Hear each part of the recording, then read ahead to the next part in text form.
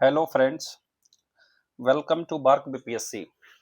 आज हम लोग नया लेक्चर सीरीज स्टार्ट करने जा रहे हैं और इसमें हम लोग एंशिएंट इंडियन हिस्ट्री को कम्प्लीटली पढ़ेंगे, है ना। ये जो आगे आने वाला प्री एग्जाम है, बीपीएससी प्री, जो 72-72 वाला है, इसके लिए उपयोगी रहेगा। और साथ में अगर आप एईडीओ या बिहार दरोगा या कोई भी एग्जाम जिसमें एंशिएंट इंडियन हिस्ट्री से क्वेश्चन आते हैं, तो ये उसके लिए बहुत इंपॉर्टेंट रहने वाला है। और हम लोग आज, क्योंकि लेक्चर स्टार्टिंग है, तो सिर्फ इंट्रोडक्शन देखेंगे कि क्या सिलेबस है एंशिएंट हिस्ट्री का, और हम लोग किस तरह से अपने लेक्चर को कंटिन्यू करेंगे आगे, कौन कौन से टॉपिक पढ़ेंगे, है ना। और इसी के साथ हम लोग जो एंशिएंट इंडियन हिस्ट्री का क्रोनोलॉजी है ना, जो डेट है जिसमें कंफ्यूजन होता है, ये क्रोनोलॉजी को ओवरऑल समझेंगे, है ना। पूरा डीप में तो नहीं समझ पाएंगे, जैसे फॉर एग्जांपल मौर्यन एम्पायर कब से शुरू होती है, कब खत्म होती है, ये देखेंगे। इसमें ये नहीं देखेंगे कि चंद्रगुप्त मौर्य कब राजा बनते हैं, अशोक कब बनते हैं। तो ओवरऑल जो पूरा हमारा सिलेबस है, उसको हम लोग कैसे आगे के क्लास में कंटिन्यू करेंगे, और जो क्रोनोलॉजी है ना, जो डेट है, उसको देखेंगे। तो ये जो पूरा सीरीज है, ये आगे आने वाला सभी प्री एग्जाम के लिए इंपॉर्टेंट रहने वाला है, क्योंकि मेंस में इससे सिलेबस संबंधित नहीं है बीपीएससी का, है ना। तो पहला देखिए, जो एंशिएंट इंडियन हिस्ट्री है, पहली बार जब मैन अर्थ पर आया, या ऐसा बोला जाए कि बंदर से इवॉल्व होकर मैन बना, है ना। तो उस समय मैन को राइटिंग नहीं आती थी, लिखने नहीं आते थे। और क्योंकि राइटिंग नहीं आती थी, लिखने की कला नहीं आती थी, इस पीरियड को हम लोग प्री हिस्ट्री कहते हैं, है ना।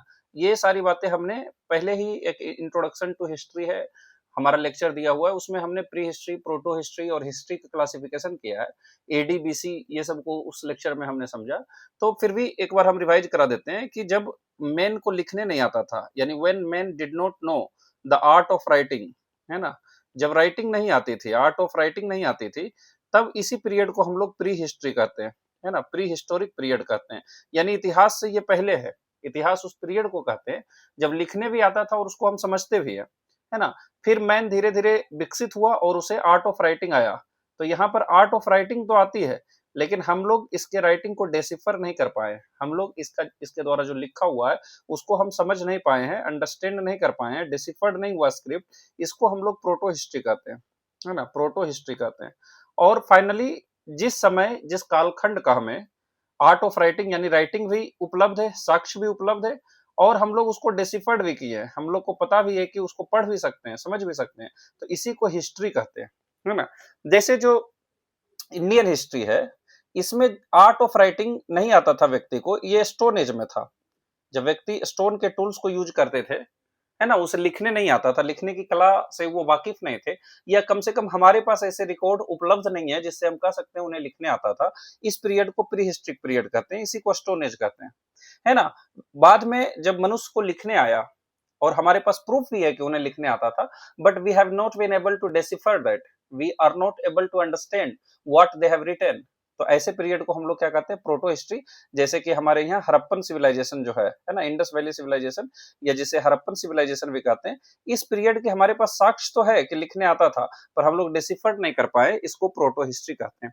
इसी में एक चाल्कोलिथिक पीरियड होता है, चाल्कोलिथिक कल्चर होता है ना, चाल्कोलिथिक कल्चर होता है, पीरियड होता है, इसमें भी लिखने आता था लोगों को, but we have not been able to decipher that. इसलिए ये दोनों, जो हड़प्पन सिविलाइजेशन और चाल्कोलिथिक कल्चर है, चाल्को मतलब कॉपर और लिथिक मतलब स्टोन, तो यहाँ पर जो टूल्स थे वो स्टोन और कॉपर के मिक्स होते थे। इसको हम लोग डिटेल में आगे का लेक्चर में पढ़ेंगे, आज तो सिर्फ इंट्रोडक्शन है ना। तो इस पीरियड को हम लोग कहते हैं प्रोटो हिस्ट्री।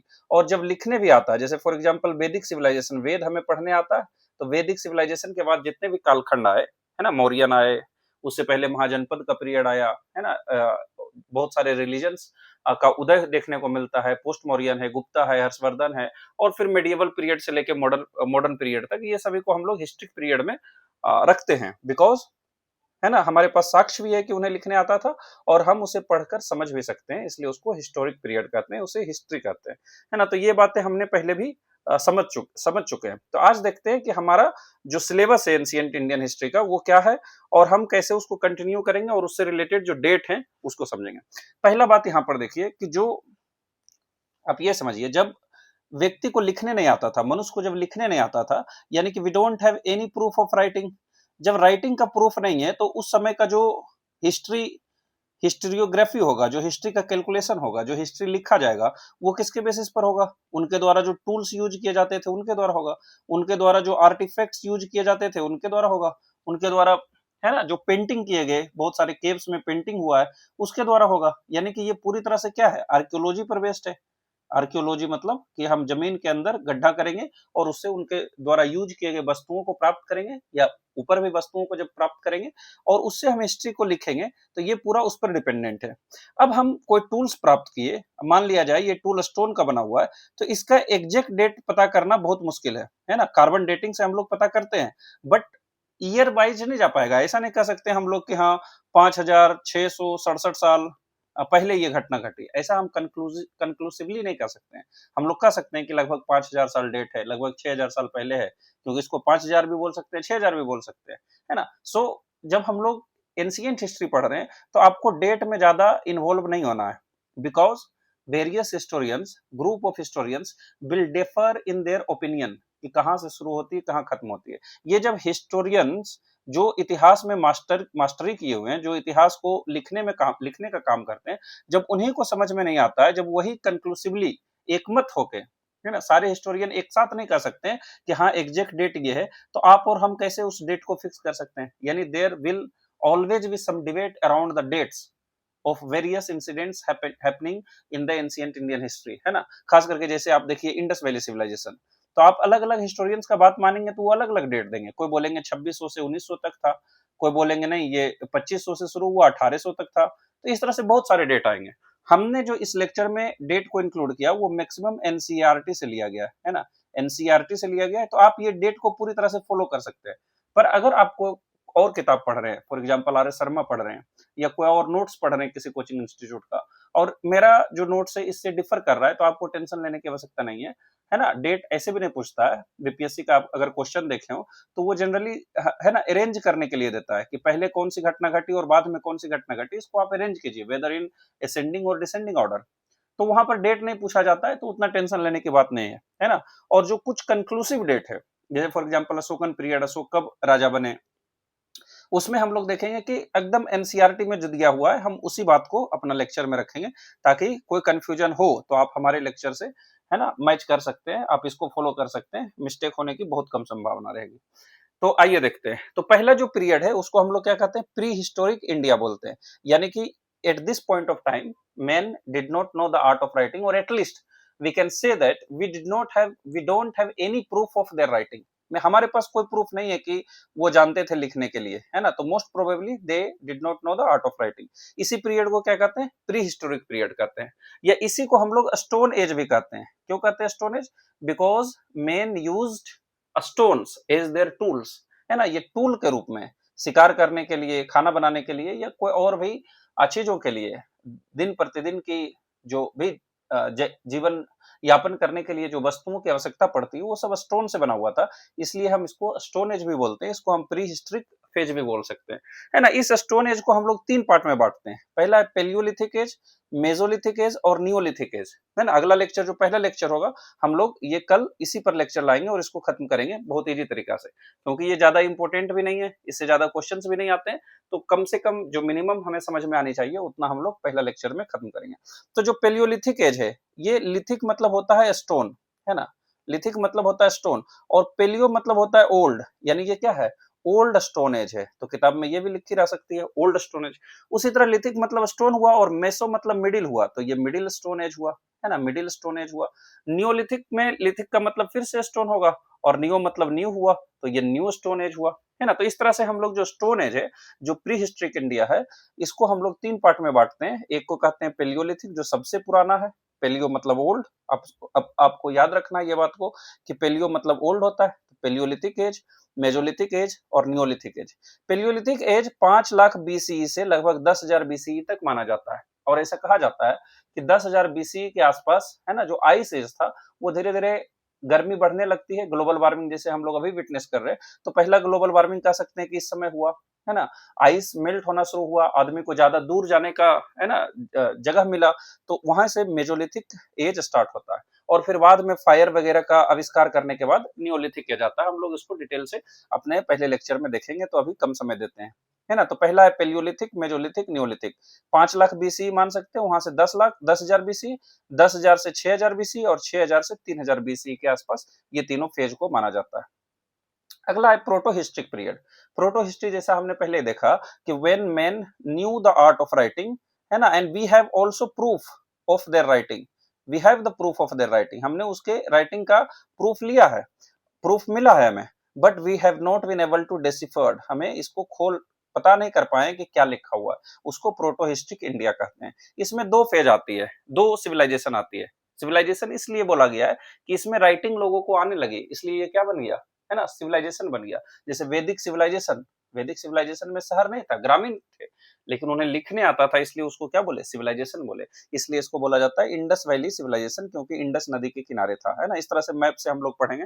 आज तो मैप पर कम चर्चा हो पाएगी, क्योंकि वो रेस्पेक्टिव टॉपिक हम लोग नहीं पढ़ रहे हैं। तो इंडस वैली सिविलाइजेशन ये 2600 बीसी से 1900 बीसी माना जाता है। ऐसा माना जाता है कि जो इंडस वैली सिविलाइजेशन है, इसका मेच्योर फेज, यानी जब ये पूरा अपना प्रचंड रूप में था, जब अपना विकास की परिसीमा पर था, और वहां से 1900 बीसी के पास, आपको पता होगा कि मोहनजोदारो फिल्म देखे होंगे कि कैसे फ्लड से खत्म होती है। तो हिस्टोरियंस, कुछ हिस्टोरियंस का यह भी मत है कि ये फ्लड के कारण ये जो सिविलाइजेशन था इसका अंत हुआ। तो 2600 बीसी से 1900 बीसी तक चलता है इंडस वैली सिविलाइजेशन, ज्यादातर लोगों का मानना है, और एनसीईआरटी में ये डेट है ना। दूसरा इसी में चेल्कोलिथिक कल्चर्स। चेल्कोलिथिक मतलब होता है, लिथिक मतलब फिर से स्टोन होगा, और चेल्को मतलब होता है कॉपर, यानी कि the people of this civilization, this culture, they used copper plus stone, है ना, कॉपर और स्टोन से मिक्स टूल्स जो होते हैं उसको यूज किए, इसलिए इसको क्या बोलते हैं, चेल्कोलिथिक कल्चर्स बोलते हैं। ये लगभग 2000 से 700 बीसी तक माना जाता है। अब इसमें कहीं पर 2600 से 700 बीसी भी रह सकता है। We don't need to have, मतलब पूरा तरीका से सर्टेनिटी बनाने की आवश्यकता नहीं है, आप एक डेट पकड़िए, उसको थोड़ा बहुत रिमेंबर करने की कोशिश कीजिए, तो ज्यादा बेनिफिशियल रहेगा। क्योंकि हमने पहले ही बताया कि हिस्टोरियंस भी एक मत नहीं है कि इसका डेट क्या रहना चाहिए, तो आप इस डेट को याद रख सकते हैं। यह है चेल्कोलिथिक कल्चर्स, है ना, इसमें स्टोन और कॉपर एक साथ यूज होते थे। इसका जैसे इसका अलग अलग रीजन में अलग अलग कल्चर थे, जैसे महाराष्ट्र के रीजन में इसे जोरवे कल्चर कहा जाता है ना। मालवा के रीजन में, मध्य प्रदेश का जो मालवा प्लेट्यू है, नॉर्दर्न पार्ट है, उसमें इसको मालवा कल्चर या क्यात कल्चर भी कहते हैं। राजस्थान में आहार कल्चर भी कहा जाता है। तो ऐसे डिफरेंट कल्चर्स थे। We will have a proper lecture on chalcolithic cultures as well, और बहुत लिमिटेड उसको पढ़ेंगे, है ना, ताकि बोझ ना बने, क्योंकि ऐसे भी कम क्वेश्चंस आते हैं। फिर आता है वैदिक एज। यहाँ से आपको अच्छी तरीका से मालूम होगा, तो यहाँ से थोड़ा फास्ट चलेंगे। तो ऐसा बोला जाता है कि 1500 बीसी के आसपास आर्यंस आए, है ना। अभी भी आर्यन थ्योरी एनसीईआरटी में दिया हुआ है, तो हम लोग इसको नेग्लेक्ट नहीं करेंगे, पर जब लेक्चर देखेंगे तो हम समझेंगे कि कैसे आर्यन थ्योरी को अब माना जाता है कि ये गलत थ्योरी दिया गया था, अंग्रेजों के द्वारा फैलाया गया एक प्रोपेगेंडा था। But still in NCERT we find the mention of Aryan theory, so we will go through it, है ना। तो वैदिक सिविलाइजेशन में माना जाता है कि जो आर्यंस थे वो 1500 बीसी के आसपास आए, विदेश से, बाहर से, मिडिल ईस्ट से, किसी का मानना है, किसी का मानना है हिमालय से आए, किसी का मानना है पोल से आए। तो अलग अलग हिस्टोरियंस है, और ये डेट दिया जाता है वैदिक एज का 1500 से 600 बीसी। इसको दो पार्ट में बांटते हैं। एक को बोलते हैं ऋग्वेदिक एज, क्योंकि इसी एज में ऋग्वेद लिखा गया, है ना, या इसी को बोलते हैं अर्ली वैदिक एज, क्योंकि ये शुरुआती था, दो है, तो एक अर्ली है और दूसरा लेटर वैदिक एज है, तो एक ये है लेटर वैदिक एज, है ना। ये दो फेज में बांटा जाता है। जो ऋग्वेदिक एज है या अर्ली वैदिक एज है, इसको 1500 से 1000 बीसी तक माना जाता है। ऐसा मानना है कि इंडियन सब कॉन्टिनेंट में आयरन का आविष्कार, आयरन का डिस्कवरी 1000 बीसी के आसपास हुआ, है ना। तो आयरन की डिस्कवरी से पूरा सिस्टम में चेंज आया, और इसलिए लेटर वैदिक एज 1000 बीसी से 600 बीसी के बीच में जो टाइम पीरियड है, इसको लेटर वैदिक एज भी कहा जाता है ना। और इसी में जो रेस्ट 3 वेदास हैं, यजुर्वेद, अथर्ववेद और सामवेद, वो तीनों माना जाता है इसके समय में लिखा गया। तो ये वैदिक एज है ना। अर्ली वैदिक पीरियड 1500 से 1000 बीसी, शुरू में इस एरिया में बसते हैं अर्ली वैदिक पीरियड, फिर अर्ली वैदिक पीरियड के लोग या ऋग्वेदिक ट्राइब्स, फिर धीरे धीरे एक्सटेंड करते हैं। ये सब हम लोग पढ़ेंगे, है ना। लेटर वैदिक पीरियड को माना जाता है 1000 से 600 बीसी। ये जो 600 बीसी है, ये भी भारतीय इतिहास में एक महत्वपूर्ण मोड़ है। इतिहास में एक बहुत महत्वपूर्ण घटना है, क्योंकि इसी समय बड़े बड़े सिटीज का निर्माण होना शुरू करता है। इसलिए इसको हम लोग सेकेंड अर्बनाइजेशन का फेज भी कहते हैं। क्योंकि जो पहला अर्बनाइजेशन था, पहली बार जो शहरों का विकास हुआ था, वो इंडस वैली सिविलाइजेशन में हुआ था, जो हमने देखा 2600 बीसी से 1900 बीसी। फिर ये ग्रामीण जो गांव का एक सिस्टम होता है, ट्राइबल सिस्टम होता है, वो आया ऋग्वेदिक में, है ना।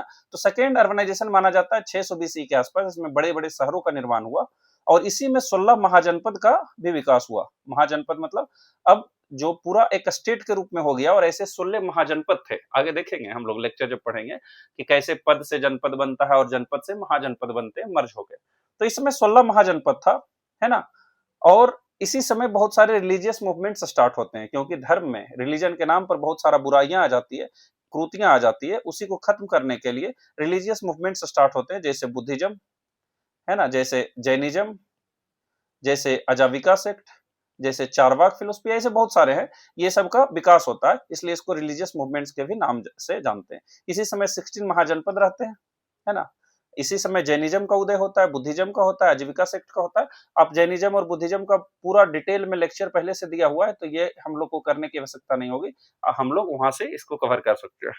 फिर आते हैं मगधन एम्पायर, यानी मगध में जो एम्पायर का विकास हुआ, क्योंकि ये जो 16 महाजनपद था, ये 16 महाजनपद में, है ना, धीरे धीरे सभी महाजनपद को खत्म करके एकमात्र महाजनपद बनता है, वो है मगध महाजनपद। यानी मगध बाकी रेस्ट जो 15 महाजनपद है उस पर विजय प्राप्त करता है और मौर्यन एम्पायर के अंदर पूरा भारतवर्ष इसके अंदर हो जाता है। इसलिए मगध में जो एम्पायर था उसको पढ़ना इंपॉर्टेंट हो जाता है, क्योंकि ये मगध ही सेंटर रहा है।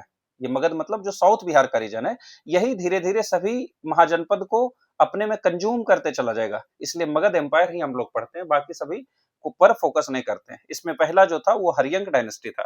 डेट अभी रहने दीजिए, उसको डिटेल में पढ़ेंगे तो देखेंगे। तो हरियंक डायनेस्टी रहता है, शिशुनाग डायनेस्टी रहता है, नंद डायनेस्टी रहता है और फिर मौर्य डायनेस्टी आता है, जिसको हमने अलग से लिखा है। तो अगर आप इतना भी जानते हैं तो देखिए पिछले बीपीएससी में पूछा था कि arrange the following in order of chronology, है ना। डेट के बेसिस पर अरेंज कीजिए कि पहले हरियंक आए, शिशुनाग आए, नंद आए, फिर मौर्यन आए, यही ऑर्डर में आपको अरेंज करना था। तो कई बार इजी क्वेश्चंस भी आते हैं, अगर आप ध्यान से लेक्चर देखते हैं, नोट्स पढ़ते हैं, तो आपको याद हो जाएगा। और ये हमने बिहार के जो हिस्ट्री है, बिहार का एंशिएंट हिस्ट्री है, जो बिहार से रिलेटेड जितने भी हिस्ट्री है, चाहे एंशिएंट हो या मॉडर्न हिस्ट्री हो, वो सब हमने खत्म करके पहले ही सारे लेक्चर्स को लोड कर दिए, आप उसको देख सकते हैं, है ना, बिहार से रिलेटेड हिस्ट्री को।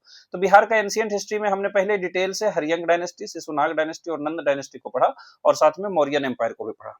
मौर्यन एम्पायर 321 बीसी में आता है और 185 बीसी तक रहता है ना। इसका डेट वगैरह डिटेल में हम लोग इसका लेक्चर्स में पढ़ेंगे और ये पहले भी दिया हुआ है, आप जाके पढ़ सकते हैं, है ना। तो मौर्यन एम्पायर, इसमें चंद्रगुप्त मौर्य इसके फाउंडर थे, फिर बिंदुसार बनते हैं, अशोक बनते हैं और उसके बाद आगे चलते चलते बृहद्रथ से ये खत्म हो जाती है। कई बार क्वेश्चन एग्जाम में यह भी आया है कि लास्ट राजा कौन थे, है ना, मौर्यन डायनेस्टी का।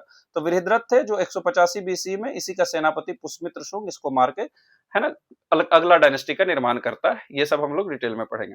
अब मौर्यन पीरियड को इसलिए मौर्यन पीरियड का नाम दिया गया क्योंकि मौर्य के अंदर पूरा भारतवर्ष समाहित था, यानी मौर्य पूरे भारत पर कंट्रोल कर रहा था। और इसके बाद जो डायनेस्टी आई, वो भारत के अलग अलग क्षेत्रों में कई छोटे छोटे राजवंश बने, इसलिए इस पीरियड को क्या कहा जाता है, पोस्ट मौर्यन। इसी के नाम पर दिया गया कि मौर्यन के बाद जो आया पोस्ट मौर्यन। हालांकि इस समय शुंग थे, इस समय कान्व थे, इस समय सतवाहन थे, इस समय, है ना, इंडो ग्रीक थे, इस समय साका थे, इस समय प्रतिहाराज थे, है ना, इस समय कुषाण थे। लेकिन इंडिविजुअल नाम इसलिए नहीं दिया गया क्योंकि ये सब छोटे राजघराने हैं, छोटे राजवंश हैं, छोटे एरिया पर कंट्रोल करते हैं, इसलिए इसको पोस्ट मौर्यन पीरियड भी कहा गया। इसको कई बार ब्लैक एज के नाम से भी जाना जाता है। क्यों? क्योंकि इस समय का इतिहास लेखन थोड़ा डिफिकल्ट है, because we don't find inscriptions और बुक्स इन लार्ज अमाउंट, बहुत कम अमाउंट में, है ना। तो जो पोस्ट मौर्यन पीरियड है, इसको दो पार्ट में बांटते हैं। एक जो इंडिजिनस किंगडम है, यानी भारत का ही व्यक्ति आगे चलकर राजा बनता है,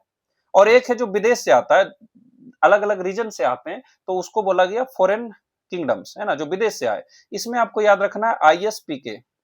आईएसपीके मतलब इंडो ग्रीक्स पहले आए, फिर स्काइथियंस या साकाज आए, फिर पार्थियंस आए, फिर कुशानाज आए। आगे देखते हैं। और इंडिजिनस में तीन है, पहले शुंग बने, क्योंकि बृहद्रथ को पुष्यमित्र शुंग ने बृहद्रथ की हत्या की और उसके बाद राजगद्दी पर बैठकर शुंग डायनेस्टी का निर्माण किया, इसलिए शुंग है ना। फिर कान्व डायनेस्टी है और फिर सतवाहन डायनेस्टी है, जो कि, है ना, कर्नाटक महाराष्ट्र का रीजन से शुरू होता है और पूरा नॉर्थ इंडिया तक भी बहुत सारे एरिया को कवर करते हैं। तो ये इंडिजिनस किंगडम थे, शुंग, कान्व और सतवाहन। और इसी समय जो विदेशी किंगडम थे वो आईएसपी के थे। ये सातों किंगडम है ना। शुंग खत्म होता है तब कान्व शुरू होता है, कान्व खत्म होता है तब सतवाहन शुरू होता है, लेकिन इसके अलोंग साइड ये भी चलते रहते हैं, है ना। तो ये देखिए फॉरेन किंगडम्स में है Indo Greeks, I S means Sakas, P means Parthians और के मीन्स कुशानास। तो याद रखना आईएसपी के, कभी इस पर डेट नहीं आएगा कि बताइए इंडो ग्रीक्स कब से कब तक रूल किए, या इंडो ग्रीक्स का कोई विशेष राजा कब से कब रूल किया, ये क्वेश्चन नहीं आएगा। अब बहुत मैक्सिमम क्वेश्चन आ सकता है तो बोलेगा ये चारों किंगडम को अरेंज कीजिए, और कई बार क्वेश्चन आया है ना, कि first foreigners to attack on India कौन थे, तो ये इंडो ग्रीक्स थे, है ना। इसी तरह इसी साथ साउथ इंडिया में देखेंगे कि साउथ इंडिया में अभी तक कोई किंगडम का निर्माण नहीं हुआ है। अभी यहाँ पर एक तरह से देखा जाए तो स्टोन एज जैसा ही चल रहा है, और पहली बार जो कल्चर सिविलाइजेशन के रूप में उभरा या हम कहें राजवंशों का उदय हुआ, वो संगम एज से शुरू होता है, जो जनरली माना जाता है 3rd सेंचुरी बीसी से 3rd सेंचुरी सी, 600 पीरियड के लिए, यानी 300 बीसी से लेके यहाँ 0 तक जाएंगे और फिर 300 एडी तक जाएंगे, है ना, जिसको अब सी बोलते हैं। तो 300 बीसी से 300 सी तक 600 साल का टाइम पीरियड। हालांकि लेटेस्ट डिस्कवरी के कारण इसको 600 बीसी भी मानना जाने लगा हिस्टोरियंस के द्वारा, लेकिन अभी भी एनसीईआरटी क्योंकि पुराने, है ना, पुराना चीजों को फॉलो करती है, तो 300 बीसी से 300 सी तक इसको माना जाता है। अब आप बताइए कि क्या ये क्वेश्चन आने की संभावना हो सकती है कि आप टाइम पीरियड बताइए संगम एज का? कभी नहीं ये क्वेश्चन पूछा जाएगा, क्योंकि इतिहासकार स्वयं इस पर एक मत नहीं है। जो अभी नया डिस्कवरी हो रहे हैं वो इस टाइम पीरियड को पहले ही 600 बीसी तक पुश कर दिया, आगे हो सकता है डिस्कवरी से ये और पीछे चला जाए। तो ऐसे क्वेश्चन जो डिबेटेबल है, ऐसे क्वेश्चन जिसमें इतिहासकार एक मत नहीं रखते हैं, वो क्वेश्चन बीपीएससी या यूपीएससी में नहीं पूछे जाते हैं। इसलिए आपको इस ये जो टाइम फ्रेम है इसमें ज्यादा दिमाग नहीं लगाना है। आपको ये ध्यान रखना है कि हम इसे संगम एज क्यों कहते हैं, कितने संगम हुए, संगम का मतलब क्या है, उसमें क्या रचनाएं हुई, और उस समय जो राजवंश थे चेरा चोला पांड्या, ये किस रीजन में थे, इसका क्या सिंबल था, इसके क्या राजा थे, इसके क्या कैपिटल थे, आप ये याद रखेंगे तो आपका क्वेश्चन बन जाएगा।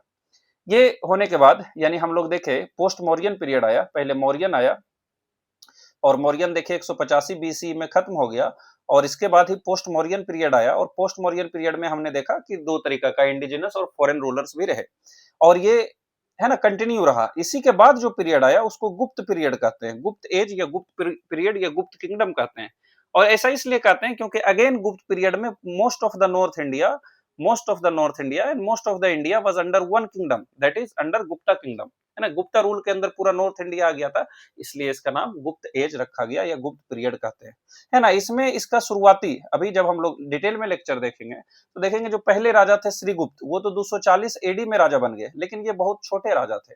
इसका जो मुख्य राजा था जो चंद्रगुप्त प्रथम कहलाए गए, वो 319 एडी में राजगद्दी को बैठता है, इसलिए गुप्त पीरियड को जनरली हम लोग 320 319 एडी से स्टार्टिंग मानते हैं, और लगभग 550 एडी तक मानते हैं। हालांकि अगेन देखेंगे कि इसका जो लास्ट राजा था वो बहुत दूर तक जाता है ना, विष्णुगुप्त जो है वो लगभग 650 एडी तक चला जाता है, पर हमें उतना ज्यादा इसमें नहीं फंसना है ना। हम देखेंगे जब गुप्त पीरियड पढ़ेंगे तो कैसे 319 एडी इसके पूरा राजवंश में एक इंपॉर्टेंट डेट है, और भारतीय इतिहास में भी यह डेट बहुत इंपॉर्टेंट है।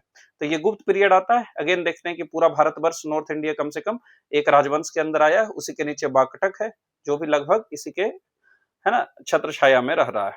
तो 319 सी से 550 एडी तक जनरली माना जाता है गुप्त पीरियड का टाइम फ्रेम। हालांकि इसको आगे भी बढ़ाया जा सकता है, इसको पीछे भी किया जा सकता है, पर जो मेच्योर फेज था, जहां इसका कंट्रोल बहुत कंट्रोल में था, वो इस पीरियड को माना जाता है। आप इसको 565 भी मान सकते हैं, क्योंकि जो इसके लास्ट महत्वपूर्ण राजा हुए वो 565 में मरे। लेकिन ये सब डिबेट, यही सब डिस्कशन हम लोग जब डिटेल से पढ़ेंगे, और अभी भी लेक्चर दिया हुआ है आप उसमें देख सकते हैं, है ना। इसमें राजा बनते हैं, चंद्रगुप्त प्रथम इंपोर्टेंट रहते हैं, फिर समुद्रगुप्त रहते हैं, चंद्रगुप्त द्वितीय रहते हैं, कुमारगुप्त रहते हैं, स्कंदगुप्त रहते हैं, और स्कंदगुप्त की ही मृत्यु 565 एडी में होता है। हालांकि लास्ट राजा, बहुत राजाओं के बाद विष्णुगुप्त भी, विष्णुगुप्त को लास्ट राजा माना जाता है ना। तो इसके बारे में देखेंगे। अब गुप्ता पीरियड के बाद अगेन पूरा नॉर्थ इंडिया जो है अलग अलग राजवंशों में बट गया, पूरा इंडिया जो अलग अलग राजवंशों में बट गया, इसलिए उसको पोस्ट गुप्ता पीरियड कहते हैं। इसमें सबसे प्रथम जो राजा बनते हैं वो हर्षवर्धन है ना। और ये हर्षवर्धन इसलिए इंपॉर्टेंट है क्योंकि 606 से 647 एडी तक ये लगभग नॉर्थ इंडिया को यूनाइटेड रखता है, और लास्ट राजा ऐसा करने में रहता है। इसके बाद पूरा नॉर्थ इंडिया भी छोटे छोटे टुकड़े में बट जाएंगे, तो इसलिए हर्षवर्धन को पढ़ना डिटेल में जरूरी है। और इसका टाइम पीरियड भी इंपॉर्टेंट है, क्योंकि 606 में हर्षवर्धन राजा बनते हैं, अपने कम ही आयु में, लगभग 18 साल 16 साल की आयु में ये राजा बनते हैं, और 647 एडी तक रहते हैं। पल्लवा इसी समय राजवंश है, यानी कि इस समय हर्षवर्धन तो ऊपर है, हर्षवर्धन है, हर्षवर्धन है, यानी पोस्ट गुप्ता पीरियड हम लोग देख रहे हैं, गुप्ता पीरियड के बाद यानी 550 565 एडी के बाद देख रहे हैं, है ना। हर्षवर्धन ऊपर राजा बनते हैं और है ना, बीच में जो है कर्नाटक का रीजन में चालुक्य रहते हैं। चालुक्य जी, इसकी राजधानी बादामी था, इसलिए कई बार चालुक्य जो बादामी भी कहते हैं, क्योंकि बाद में इसका ही डायनेस्टी के लोग अलग अलग राजवंश बनाते हैं। तो चालुक्य थे।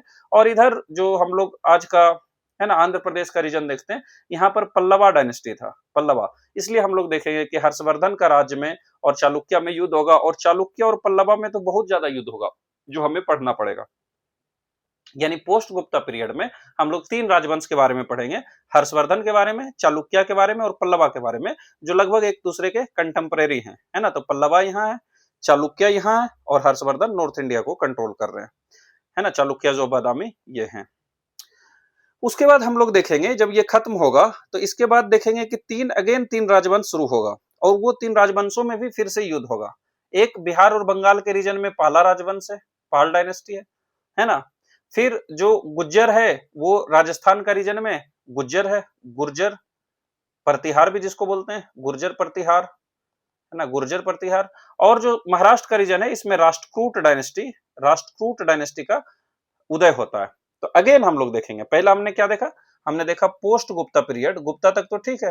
पोस्ट गुप्ता पीरियड के बाद हमने देखा नॉर्थ इंडिया में हर्षवर्धन कंट्रोल कर रहे हैं, कर्नाटक का रीजन से पल्लवा कंट्रोल कर रहे हैं, सॉरी चालुक्य कंट्रोल कर रहे हैं, और जो आंध्र प्रदेश का रीजन है साउथ इंडिया में वहां पर पल्लवा कंट्रोल कर रहे हैं। ये तीनों में आपस में युद्ध भी होते हैं। पल्लवा हर्षवर्धन में युद्ध नहीं होगा क्योंकि बहुत ज्यादा डिस्टेंस है बीच में चालुक्य, पर चालुक्य पल्लवा में और चालुक्य और हर्षवर्धन में भी युद्ध होता है। ये तीनों डायनेस्टी जब खत्म होती है तब देखते हैं 3 डायनेस्टी का अगेन उदय होता है। राजस्थान का रीजन में गुज्जर प्रतिहार, है ना, बंगाल बिहार का रीजन में पाला, और जो महाराष्ट्र का रीजन से राष्ट्रकूट का उदय होता है। और ये तीनों, एक क्षेत्र है कन्नौज, एक जगह है कन्नौज, आप लोग जानते होंगे, जो डिंपल यादव है शायद कन्नौज से ही इलेक्शन लड़ती है, अखिलेश यादव की पत्नी। ये कन्नौज का जो रीजन है इसको कंट्रोल करने के लिए तीनों में घनघोर युद्ध होता है, और इसी को हम लोग कहते हैं ट्राइपार्टाइट स्ट्रगल, क्योंकि ये 3 मुख्य युद्ध था, 3 तरफ से ये युद्ध था। कभी ये युद्ध राष्ट्रकूट और पाला में होगा, कभी ये युद्ध पाला और गुज्जर में होगा, कभी ये युद्ध राष्ट्रकूट और गुज्जर में होगा, एक दूसरे को पराजित करेंगे और ये आते हैं। उसके बाद हम लोग देखते हैं राजस्थान के रीजन में, यही जो 8th से 12th सेंचुरी सी है, ये राजपूत स्टेट्स के भी नाम से जाना जाता है। अब देखिए, इतिहासकार ने जो हमारे इतिहास का, है ना, जो हमारे इतिहास का डिवीजन किया है, तो एक को तो रखा है एंशिएंट इंडिया में, जो सबसे पहले का है, फिर इसको मेडिएवल इंडिया कर दिया गया, और फिर लास्ट में, है ना, मॉडर्न इंडिया किया गया। जनरली ये जो क्लासिफिकेशन है सही नहीं माना जाता है, क्योंकि ऐसा देखा गया कि एंशिएंट हिस्ट्री में हिंदूज का रूल था, मेडिएवल में फिर मुसलमान का हुआ, और मॉडर्न में क्रिश्चियंस का हुआ। लेकिन खैर ये हम लोग जो है क्लासिफिकेशन इसको देखते हैं। तो यहाँ पर अब डिबेट ये होता है कि कई लोग जो 8th सेंचुरी से 12th सेंचुरी का टाइम पीरियड है, यानी इसी में क्या हुआ, इसी में पाला, राष्ट्रकूटा और ये सब जो है इसी में घटना घट रही है।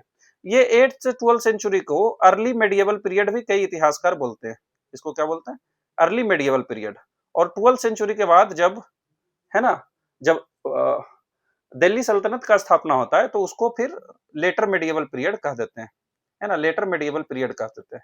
लेकिन जो अधिकांश बुक है उसमें आप देखिएगा कि जो एंशिएंट हिस्ट्री का बुक है, वो एंशिएंट हिस्ट्री का बुक में ही 8th to 12th सेंचुरी को रखा जाता है, यानी पाला को, है ना, राष्ट्रकूट को, है ना, और जो गुज्जर प्रतिहार है इसको। और साउथ इंडिया में अभी देखेंगे कि चोल वंश, इंपीरियल चोला जिसको कहते हैं, चोल वंश का उदय होता है, और वो एक बड़े रीजन में फैलते हैं, है ना। उनका राज्य बोला जाता है कि श्रीलंका से लेके इंडोनेशिया तक फैला हुआ था, और उन्होंने एक तरह से बे ऑफ बंगाल को चोला लेक भी बोला गया है, क्योंकि वो एक लेक बना दिया था, है ना। तो ये जो इंपीरियल चोला है इसका उदय 900 के बाद होता है, लगभग 12th सेंचुरी तक रहता है। इसको भी हम लोग एंशिएंट हिस्ट्री में पढ़ते हैं।